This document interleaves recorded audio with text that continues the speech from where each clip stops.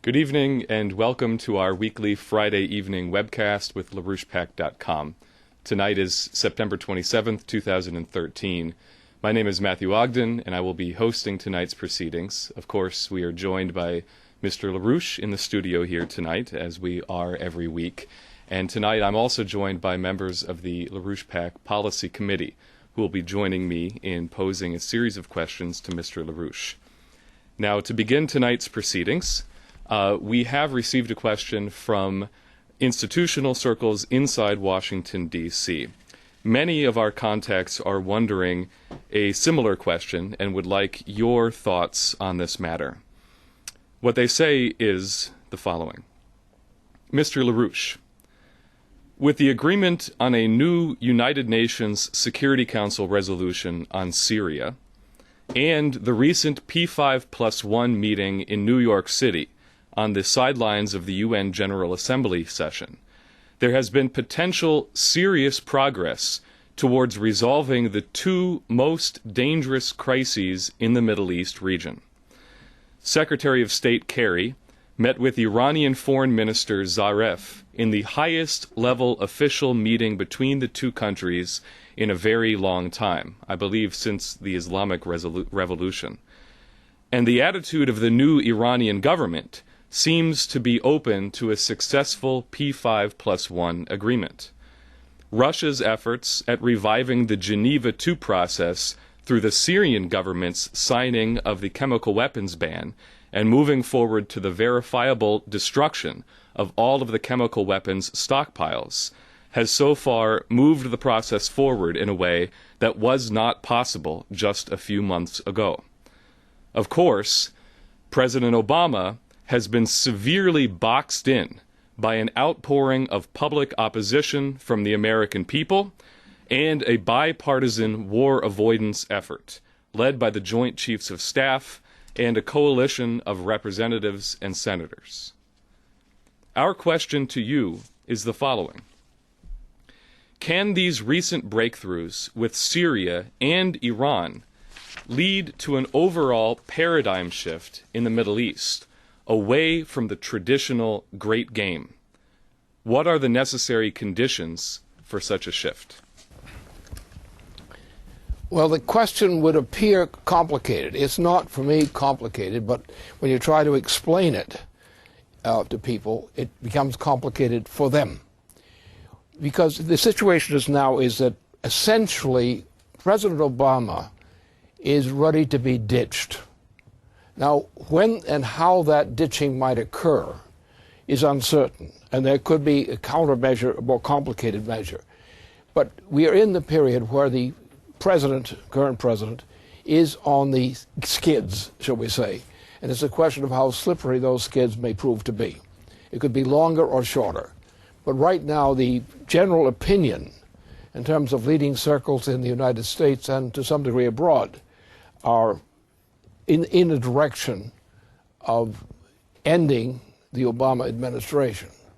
That's in the direction. Now, other things could happen, but this is the general trend right now.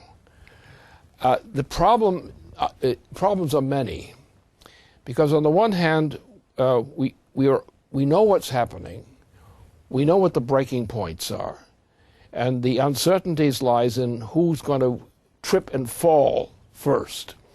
For example, Obama could trip and fall very easily, and the institutions around Washington and so forth are aware of this and are being alert for this. There's a great degree of discussion and examination of what the prospects might be.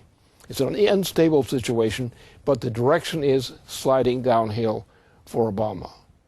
It could be other things. There's always an accident that can happen quickly.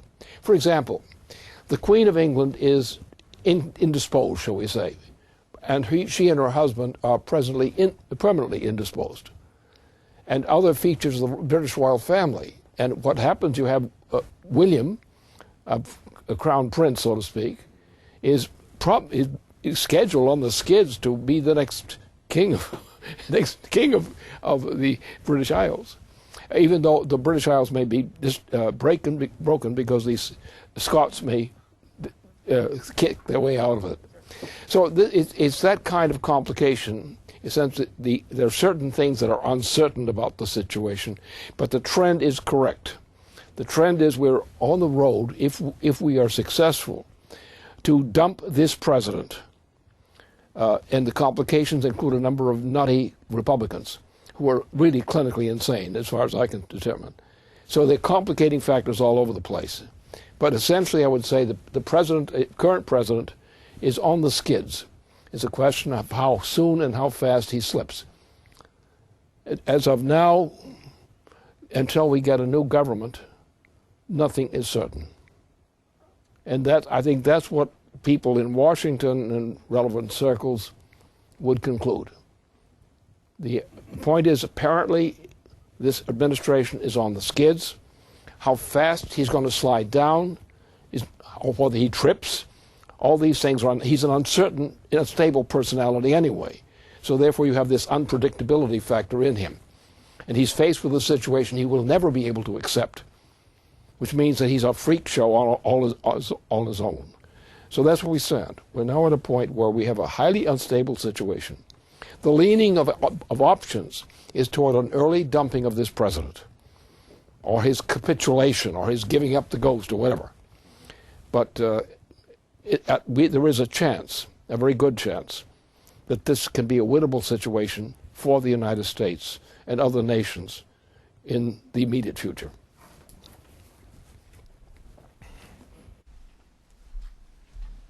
Good. Now I'm going to transition directly into a subject that we had a discussion with you about last night. This is on the matter of the deterioration of the standard of living of the American people since the repeal of Glass-Steagall in 1999, in conjunction with the terrorist attacks on Washington and New York, September 11th, 2001. So I'm going to ask Bill Roberts to come to the podium to ask the first in a series of questions on this matter.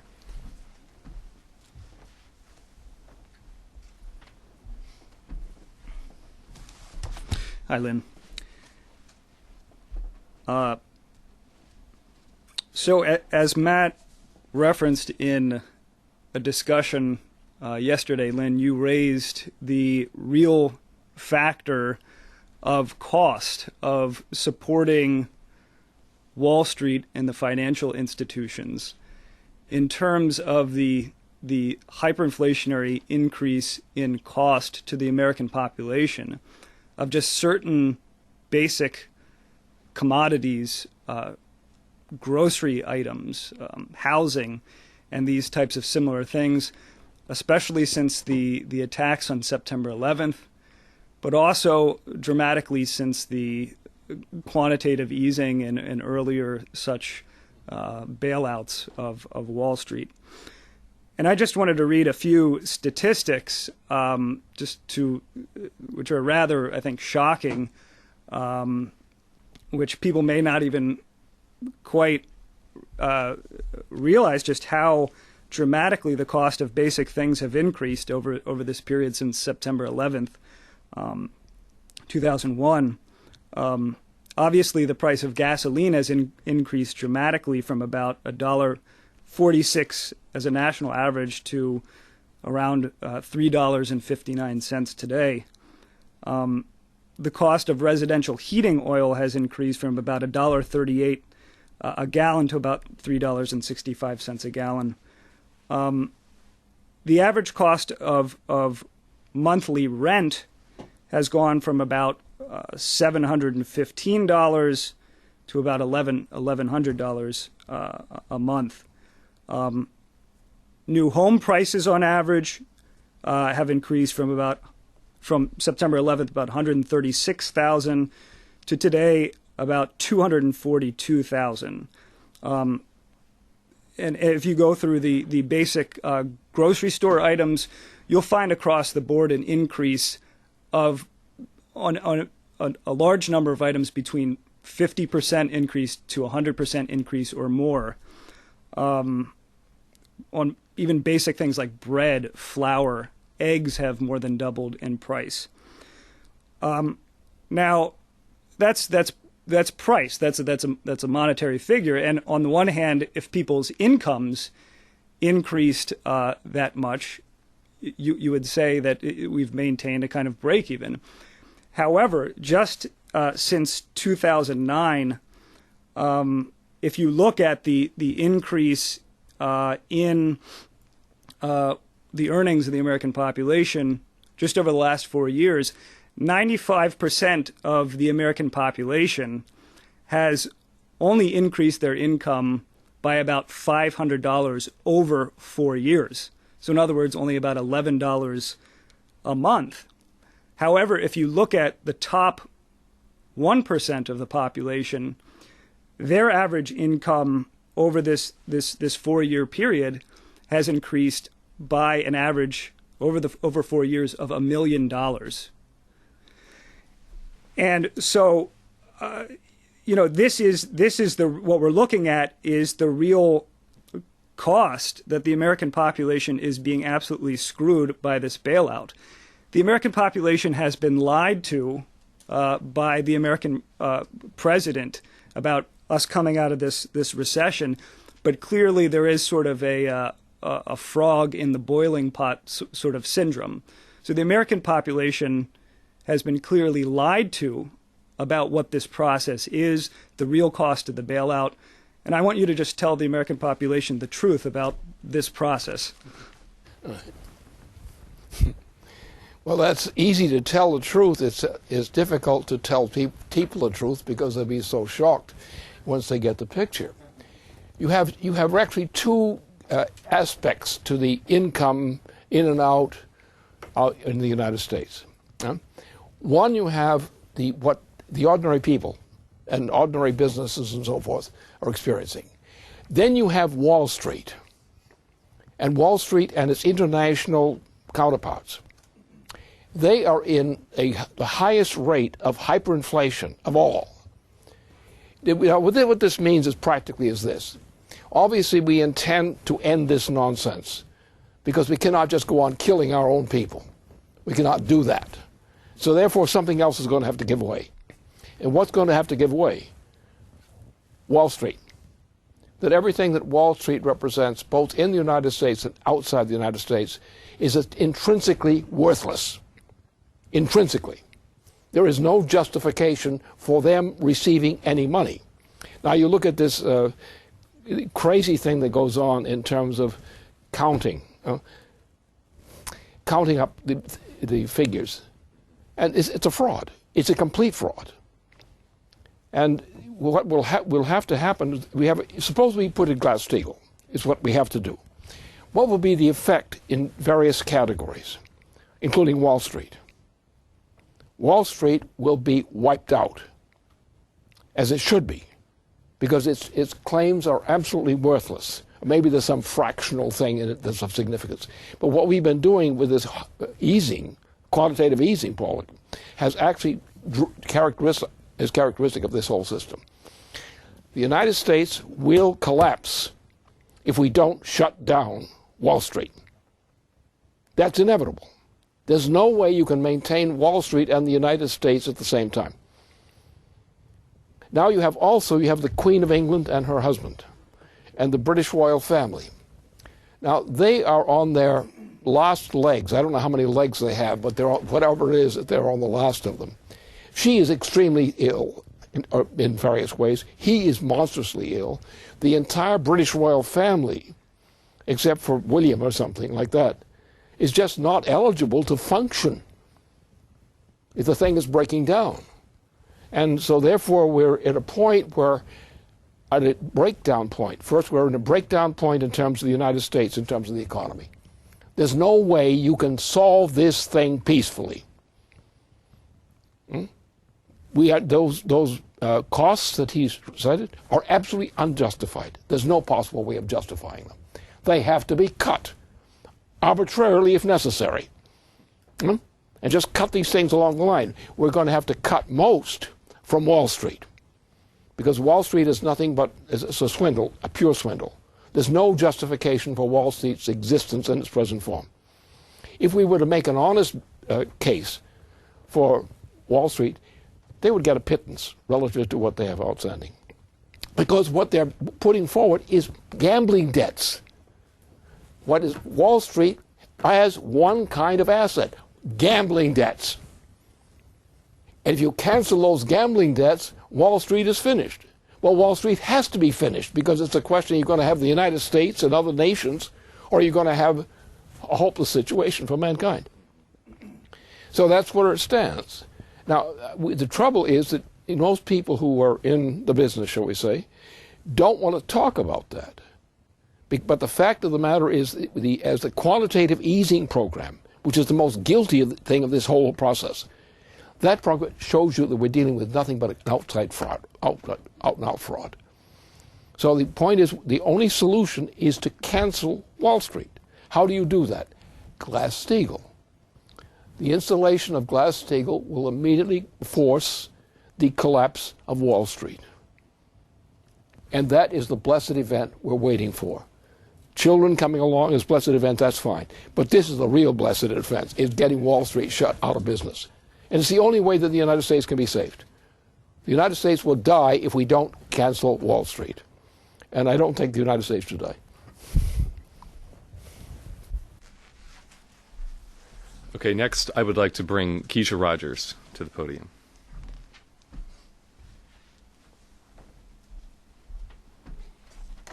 Okay. Hi, Lynn. I want to follow up on that very point. I think we have made our intention in this organization very clear that we must cancel Wall Street now. We have to shut down the looting and the pillaging of Wall Street. But I want to get at the fundamental thinking of the relationship of the population to Wall Street, because it's almost like a battered wife to her abusive husband syndrome. And you look at the population, and I think there was a poll that recently came out asking, when it comes to Wall Street, do you think that Wall Street lies? Do you think that Wall Street steals? Do they pillage? Do they rape the population? And, of course, overwhelming number of people say yes. But at the same time, when asked, but do we need Wall Street? Is Wall Street an important facility? More than 67% or so overwhelmingly still said, yes, we need Wall Street. So I think that we have to actually, the population needs some uplifting. They need to understand why they don't have to take this abuse anymore. Why, if we crush Wall Street, we can once again lift the population out of this abusive relationship into a relationship of understanding what their truly human identity is and how we can progress as mankind once again. So can you give the population some uplifting to why we don't need Wall Street? Yes. Delighted to do so. Well, the point is, people are not confident that they can get rid of Wall Street. That's the only reason they would answer the question in those terms. They don't think they have the power to be rid of Wall Street. They think Wall Street will persist, and they're going to have to deal with it and hope they can negotiate with it for a better deal, which will never happen. So therefore, we put that thing to one side. Wall Street has got to go down. Now, the way it has to go down is a series of operations, and you have to think about the psychology of the great mass of American citizens and so forth to understand how this thing works. What you have to do is take some preemptive measures, first of all. What's a preemptive measure? Well, break Wall Street. Preempt it. Now, but that can only happen if you have set up a substitute to sustain the incomes of our people. Therefore, that means you've got to take over from Wall Street and have our government actually take these things away from Wall Street, which they don't deserve in their looting property, and transfer that kind of wealth that's available as a result to the people. Because once the people see that their government will treat with them fairly, they're not going to want Wall Street at all. As a matter of fact, they don't want Wall Street. They just are afraid of losing it. And therefore, the question here is one of leadership. And the idea that leadership is, people are voted into something and therefore they have this authority and therefore they get this effect and they're reelected and all these other terrible things happen to them. And so therefore the issue here is to recognize the fact that we don't have a government we trust. And we haven't had one for some time. So therefore the people, there are too many bushes out there. And they're not burning bushes, though that might be an improvement.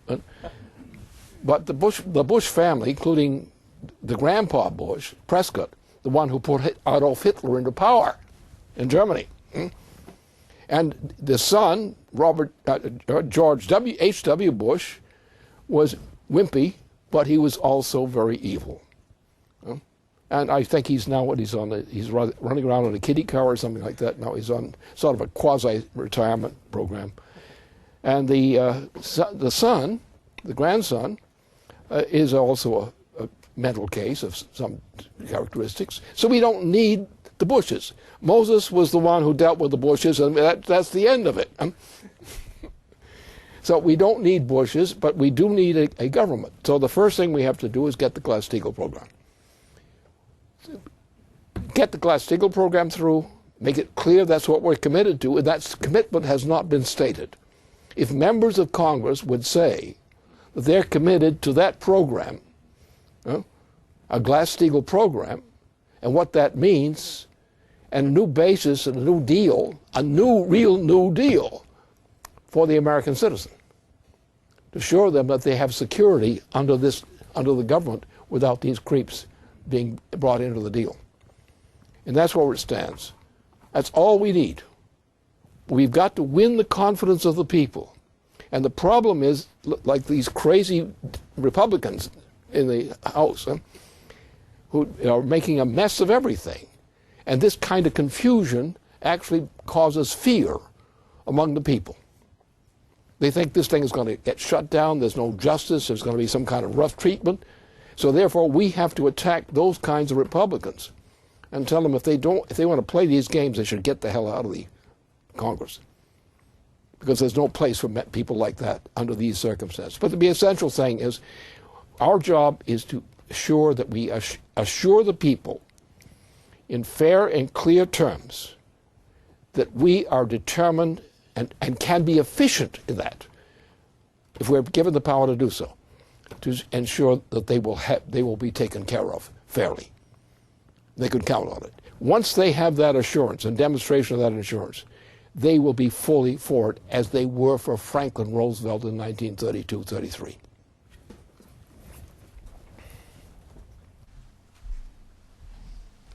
I believe that Rachel Brown has a perfect follow-up question to the remarks that you just made.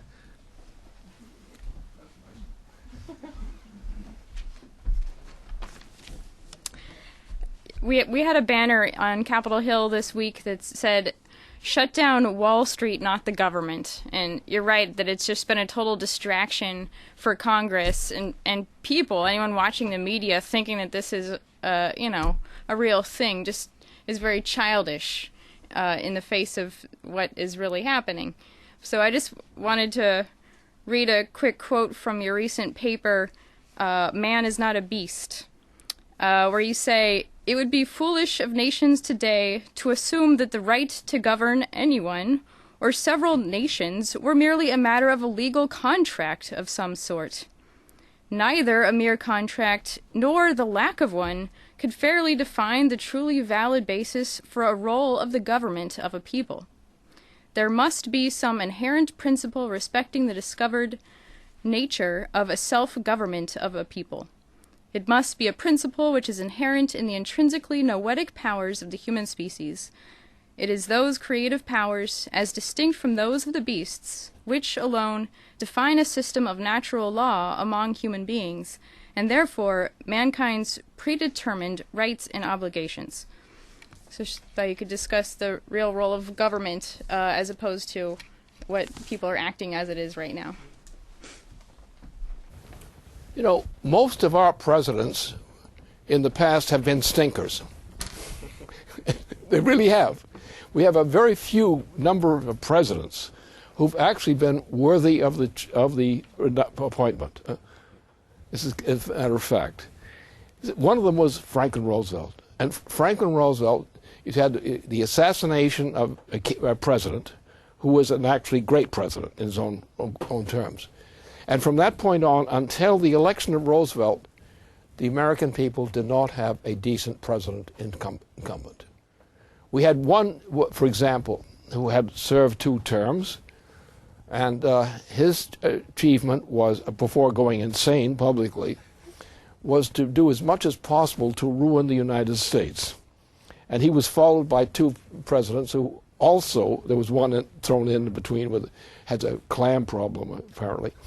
And but from that period on, from John Quincy Adams,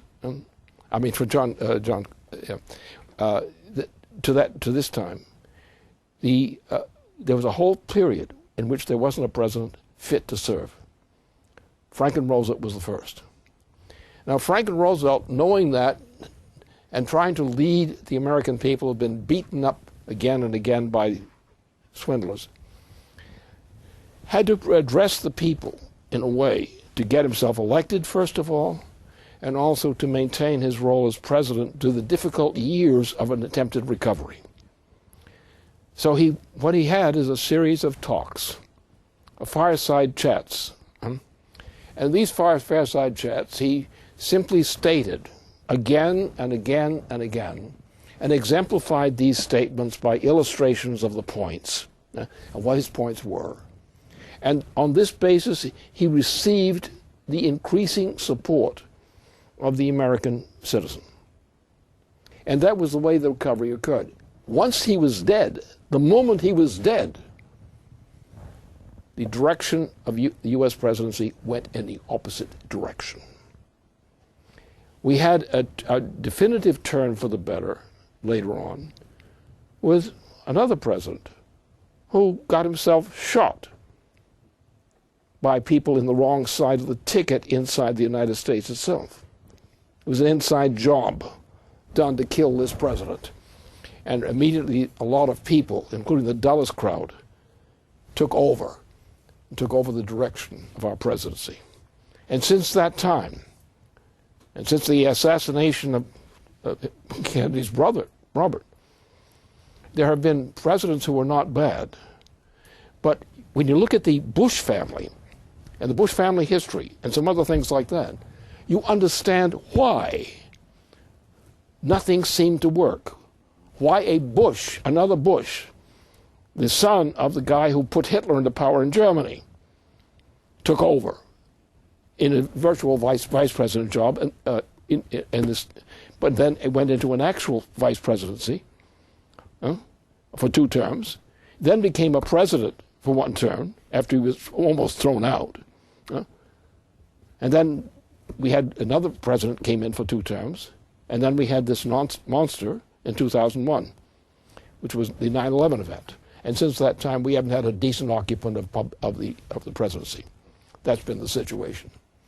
So therefore, we have to understand these things and tell the people that it's a truth.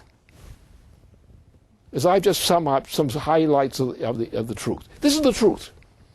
We had a great president who was assassinated at the beginning of the century. Then we had a string of presidents who weren't worth much, and some were totally negative. We had nothing until Franklin Roosevelt that worth mentioning, and after his death, we plunged back into the same kind of crap again for a while. Then we got a president, a former commander in war, and he did something to ameliorate the problems. But then Jack Kennedy came in, squired by Eleanor Roosevelt, who was his chief advisor and campaign manager, in fact.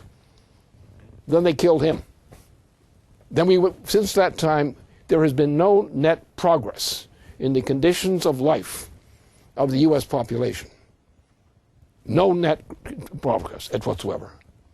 We have yet to have a president who is either willing to or willing but not able to, because the opposition was too strong.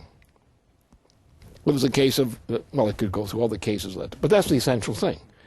We have not had decent presidents most of the time of the existence of the U.S. presidency. We've had skunks of all kinds, again and again and again. We've had assassinations of the best presidents, or not all of them, but most of them, who went out, were assassinated, or given something like that as treatment. So the American people have not had a clear shot. Now we're coming back to the point that we have to realize, given this, and given the kind of swine that have occupied the presidential chair, you've got to do a lot of hard work to regain the trust of the American citizen. And that's the first thing that anybody coming into a position of power or advising power has to take into account. You have to have a president who the American people can trust and who they can believe they can trust. And that's what's essential. If we do that, as Franklin Roosevelt demonstrated, if you do that, you could probably govern effectively. But just don't die on them.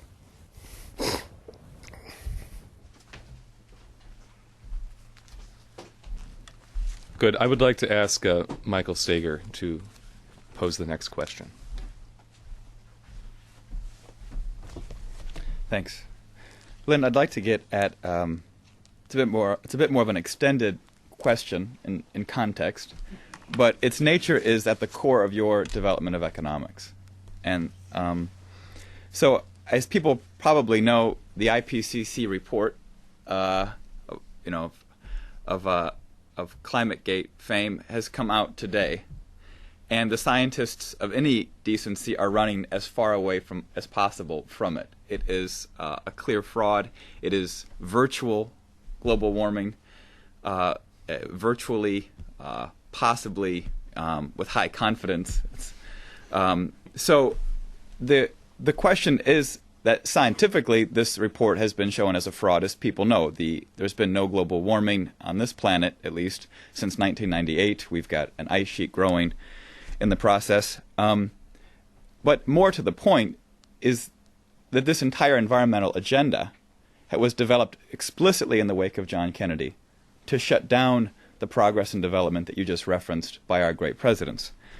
In that context, since 2001, we have seen a doubling of our electrical rates in the United States, while we've seen a plummet of the real income of the American people.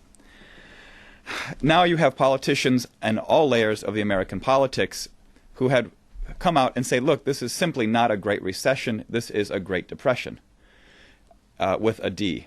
And in the same context, in some presentations, we had a member in California, of political nature, who said he's renounced his membership in the environmental movement, in essence, that this has destroyed the jobs and the livelihood of his people, and this can no longer stand. At the same time, we had a protest of sorts by 20 members of Congress against the recent decisions by the Obama administration to essentially shut down any new coal plants in the United States, which is 40% as today of the electricity of our country. And members of Congress made relevant points. One, this is a depression. Two, this is the basis of manufacturing and of industry and development currently in the United States. But I think the real point, that as people know that have been following these webcasts now for nearly a year, and perhaps your work for longer, is that the real question is a question of energy flux density. And in the recent report by the Basement team on a nuclear NWAPA and gateway to a fusion economy, had we committed to the mission and ideals of John Kennedy's presidency, we would today have doubled not our price of electricity, we would have doubled the kilowatt hour per person in the United States. That is a much more true metric of profit in a human economy than any gains on the New York Stock Exchange or any other accounting measures. So I think the question does come down to a question of energy flux density, and I think it's appropriate for you to address more your sense of this process.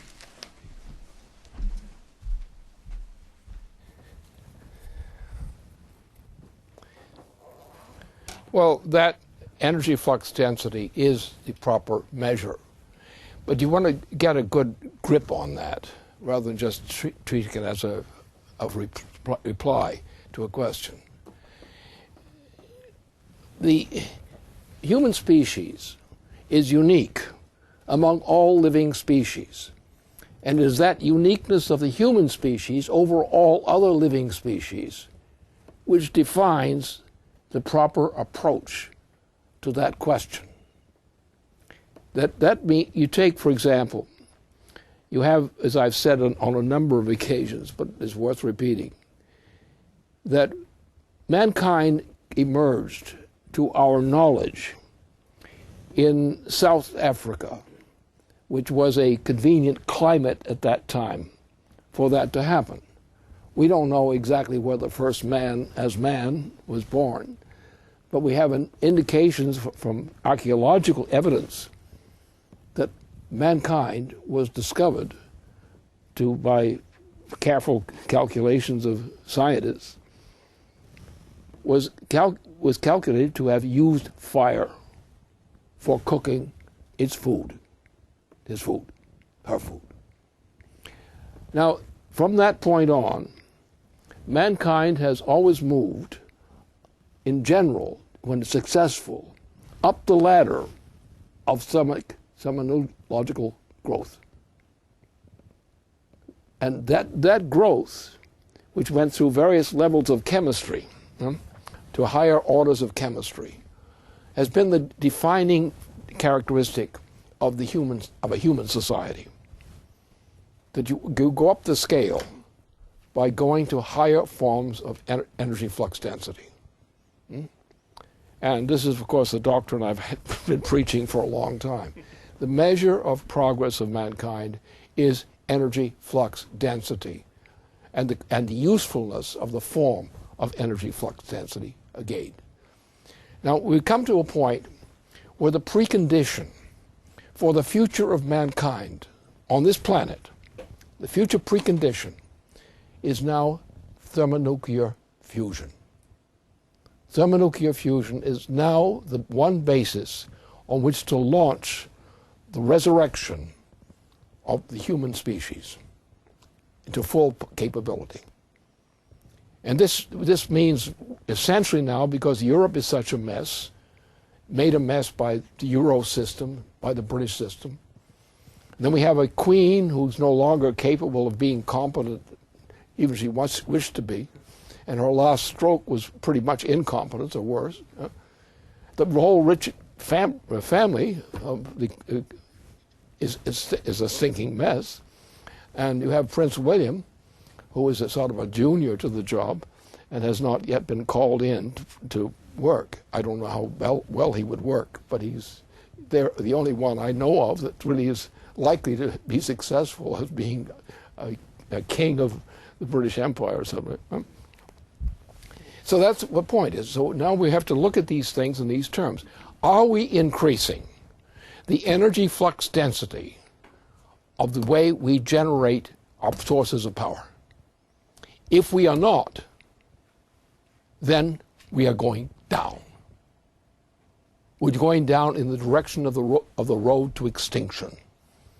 What the alternative now is, you have two ways: higher energy flux density. Well, there's one thing you can do with it. One thing you can do with it is to empower production, raise the standard of living of the human species, increase the power of defense of the human species against asteroids and things of that nature, which are roaming around looking for suckers. Or, on the other side, we can hope and pray. So the best thing we can do is to concentrate our policy on going toward a thermonuclear fusion standard in developing the future economy of the planet. That's what it is. Anybody who has anything contrary to that to say is an idiot or a villain of some kind. Either you get, no, we're not going to get thermonuclear fusion right away. It's going to take time to get it, because people have been sitting on thermonuclear fusion for a long time. It should have been going into effect in the beginning of the 1970s. It was ready to go into effect about that time. That is, to build the process. And we've had all these decades to go through, which we haven't done anything, or we've gone backwards. So therefore, we have to have a policy of saying we're going to go toward a thermonuclear fusion drive of empowerment of the Trans-Pacific region. Why? Well, because it's there. Because we have the problems of the water supplies in the United States from the Mississippi River on westward, across the Pacific, and into parts of Asia. And a thermonuclear fusion program built up from the beginning now will lead in some time, a decade or so, to the time we have a thermonuclear fusion driver in the Trans-Pacific region of the planet, which will spread to other parts of the region. That is the only program of substance which can actually meet the challenge that we face now. And the other side of the thing is that the suppression of thermonuclear fusion, by restricting it to little tinker toy kinds of expressions, and not a serious thermonuclear fusion program. No serious such program exists now. The potential of starting it is there. It will take a number of steps to realize that. But in the meantime, we can organize on the assumption that we're going to do that and empower the planet with thermonuclear fusion. The fact that we make that commitment means that everybody else can go to work on the assumption that we're going to do that. And that's where we must go. We must have the actual energy flux density applicable in that form, which will meet the goal of securing humanity's existence for the coming future. This means also the defense of Earth against ugly objects in the solar system and so forth, which are near us. And any one of these things, if they hit the right way, could knock the whole human species out of existence on this planet. So therefore, those kinds of considerations typify what is necessary for man to do to save mankind. Anyone who's saying something to the contrary is either an idiot or a criminal. And you can sort that out for yourselves.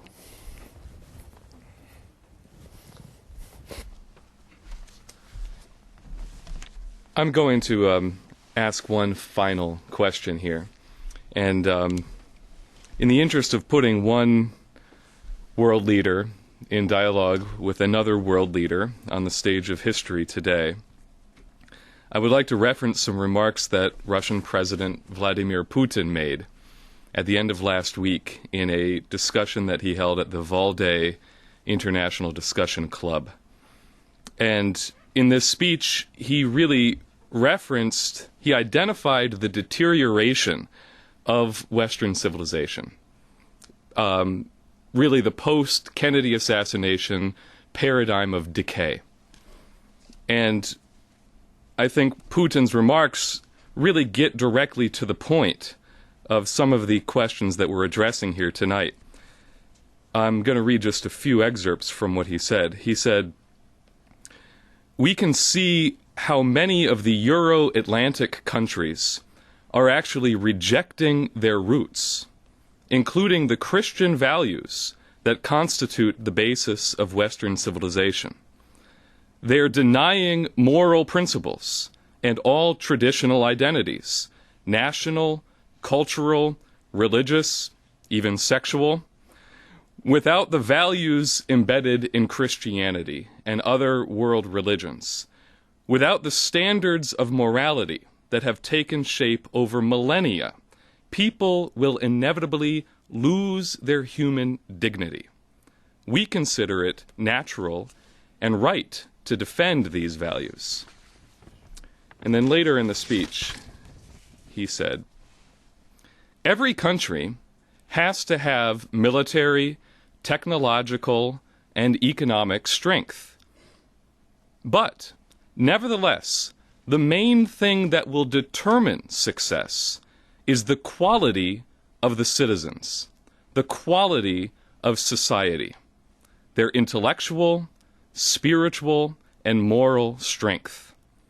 After all, in the end, economic growth, prosperity, and geopolitical influence are all derived from societal conditions. They depend on whether the citizens of a given country consider themselves a nation, to what extent they identify with their own history, their own values and traditions, and whether they are united by common goals and responsibilities.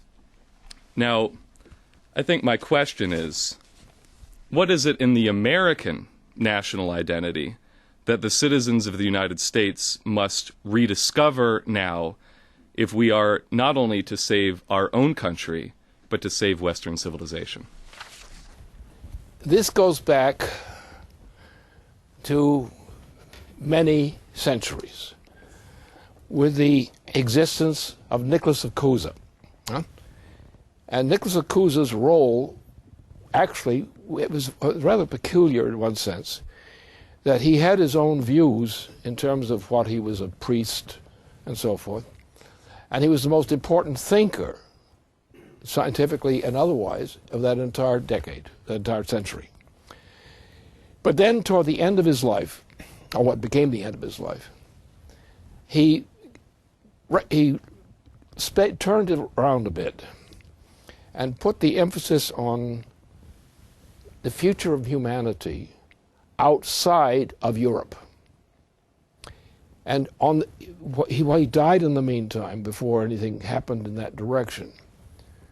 But then what he left behind was a commitment for his followers who lived after him to develop humanity across the great ocean waters, to get away from Europe, which was hopelessly corrupt in his opinion, and he was right, totally right. He had went through a very dark period in the century before then. And while there was a great renaissance during that period, after that, they nonetheless it began to go back into the same old pit again. On that basis of that experience, Cusa specified the necessity of sending people from Europe across the oceans to different continents where we could save humanity from the kinds of things that were occurring recurringly in Europe and so forth, and the Mediterranean region. He died, but then Christopher Columbus, who visited places in Portugal because he was a famous sea captain already at that time, and he met a priest, a bishop, who was a close friend of Cusa. And therefore he was informed in detail by Cusa's survivors and by himself. And then he undertook a commitment to carry ships across the Atlantic to found a new nation, a new nationality on the other side of the Atlantic from which we could create a new society purified of the filth which Europe had become, and Europe and its civilization. Now, what was done then was the attempt by Europe, the British and others, and the Dutch especially, to destroy the development of a civilization across the other side of the Atlantic. And this, with the chief exponent of this, was Massachusetts. Massachusetts became the center of the development of the prospect of a new civilization on the other side of the Atlantic. And that was crushed in the 1760s, or 1860s, 60s. It was crushed by the Dutch, because the Dutch were actually the bastards who did the dirty work in England and so forth. It was the Dutch who did that. Remember, the Dutch families, royal families, moved across to the other side of Britain. And there they established what was called a British Empire, which is actually a Dutch empire. The British were just the stooges who suffered the whole process. And so this has been the history of mankind.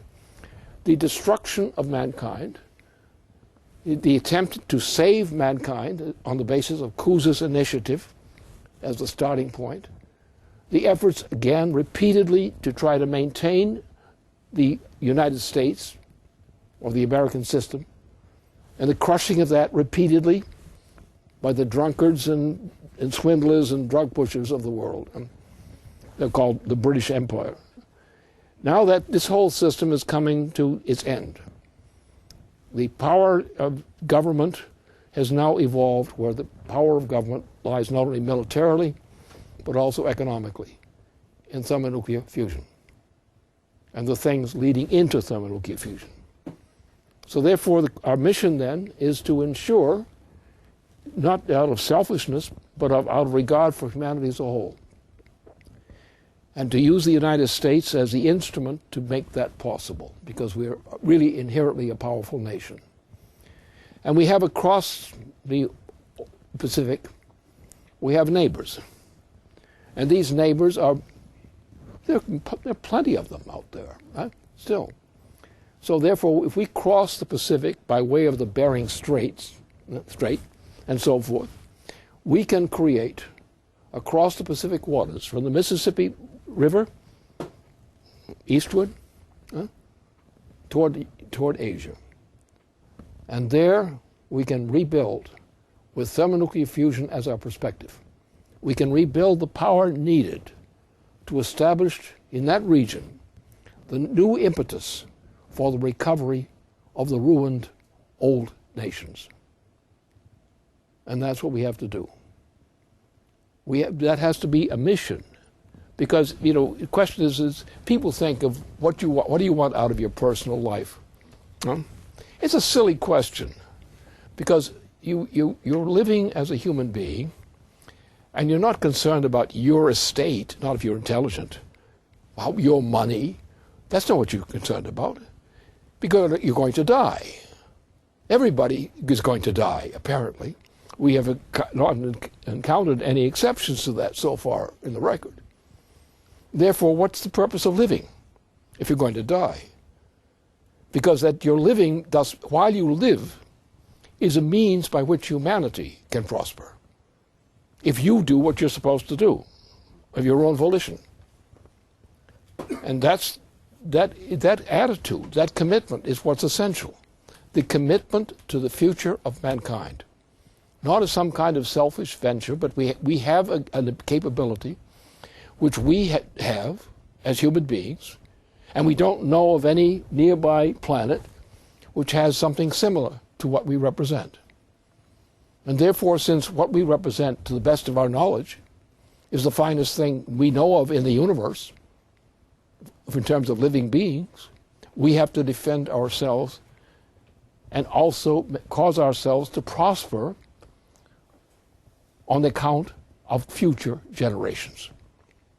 We cannot separate our own interest from the generations of the future. And there's where we have to put ourselves. We in the United States have been gifted with a great opportunity, which was generated implicitly by Nicholas Cusa. That prospered, struggled, was defeated, crushed, came back again and again. And that's what we have to represent. Only this time, we've got to do a slightly better job and make sure that the successes we create are enduring.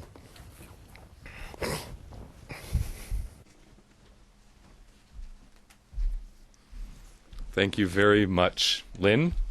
Thank you very much, members of the Policy Committee who joined me tonight. And thank you for tuning in. That brings a conclusion to our webcast.